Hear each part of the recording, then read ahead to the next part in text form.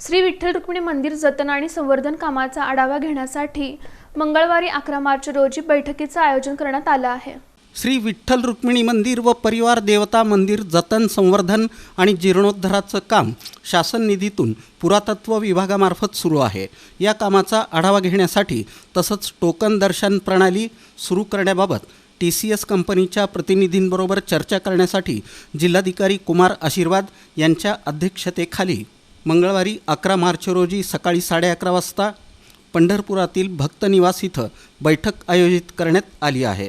या बैठकीत गाभाऱ्यातील दगडी कामाला कोटिंग करणं आणि इतर अनुषंगिक कामांसाठी श्री विठ्ठल रुक्मिणी मातेच्या दर्शन वेळेत बदल करण्याबाबत निर्णय घेण्यात येणार असल्याचं कार्यकारी अधिकारी राजेंद्र शेळके यांनी सांगितलं।